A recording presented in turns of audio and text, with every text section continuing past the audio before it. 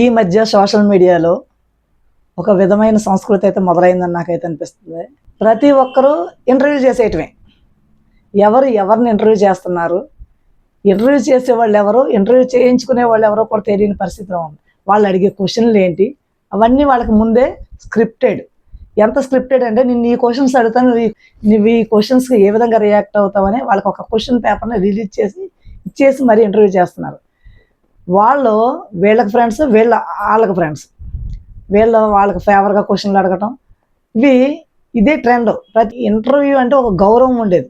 Interview పిలిచారంటే అమ్మో, interview పిలిచారంటే ఏం questions అడుగుతారు, వీటికి మనం ఎలా సమాధానం చెప్పాలి అనే ఒక భయం అయితే ఉండేది. కానీ ఇప్పుడు అదేం లేదు. ఇద్దరు జస్ట్ ఫ్రెండ్స్ అనమాట. ఆ క్లోజ్ ఫ్రెండ్స్ ఇంకో క్లోజ్ ఫ్రెండ్ని ఇంటర్వ్యూ పిలుస్తారు. ఇది ఇప్పుడు జరుగుతున్న ట్రెండ్. మామూలుగా అయితే ఎవరు చూడలేదు కదా, అందుకని ఈ ఇంటర్వ్యూలని ఇది పెట్టేస్తున్నారు. ఈ ఇంటర్వ్యూల్లో థంబ్నెయిల్స్ అయితే బీభత్సమైన థంబ్నెయిల్స్, కానీ ఓపెన్ చేస్తే అవి మాత్రం ఉండవు.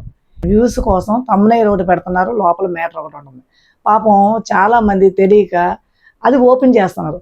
ఓపెన్ చేస్తే అందులో వచ్చేది ఏముంది, అరే ఏంట్రా అని లోపల, అంటే ఇది ఓపెన్ చేసి అందరూ ఏదుందో అసలు మ్యాటర్ మర్చిపోయి థంబ్నెయిల్ వదిలేసి ఏదో ఉందని మళ్ళీ చూసేస్తారని ఒక ఆలోచనతో మాత్రమే చేస్తున్నారు తప్ప, ఈ థంబ్నెయిల్ని ఓపెన్ చేస్తే అందులో వాళ్ళకి అనుకున్న మ్యాటర్ దొరుకుతుందా లేదని కూడా ఎవరు ఆలోచించట్లేదు. మన ఇంటర్వ్యూలని జనాలు ఇష్టపడుతున్నారు అనమాట.